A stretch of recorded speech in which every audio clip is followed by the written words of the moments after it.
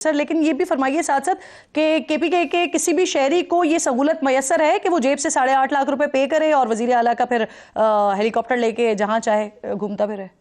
देखिए, ये खैबर पख्तूनख्वा हुकूमत की प्रॉपर्टी है। ये खैबर पख्तूनख्वा की प्रॉपर्टी के साथ साथ आपने देखा होगा कि हमने इसको गवर्नर जो खैबर पख्तूनख्वा है वो भी इसको इस्तेमाल करते हैं।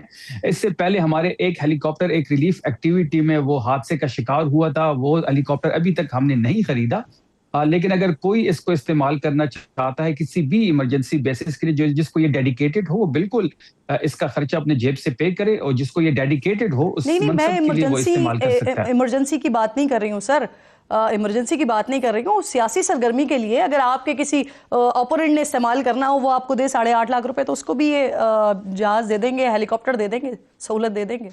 नहीं, ये तो मनसब को अलाउड है। वजीर आला हो, नहीं देखिए, ये मनसब को अलाउड होता है। जैसे वजीर आला है, जैसे गवर्नर खैबर पख्तूनख्वा है, इन दोनों को उनके मनसब के मुताबिक इसका इस्तेमाल जो है उनको अलाउड है। और पहली दफा गवर्नर साहब सरकारी कामों के लिए है ना, लेकिन अगर आप सियासी कामों के लिए इस्तेमाल कर रहे हैं तो फिर मैं तो उसके लिए पूछ रही हूँ कि पैसे देकर फिर इस्तेमाल किया जा सकता है। यानी देखिए, बात सुने, अगर हमने सियासी एक्टिविटी के लिए इसको इस्तेमाल किया है तो हमने पार्टी के फंड से पैसे जमा किए हैं। बात बड़ी वाज़ेह है। इससे पहले भी आपने देखा होगा किसी वजीर आला ने कभी ऐसा कोई इकदाम उठाया है?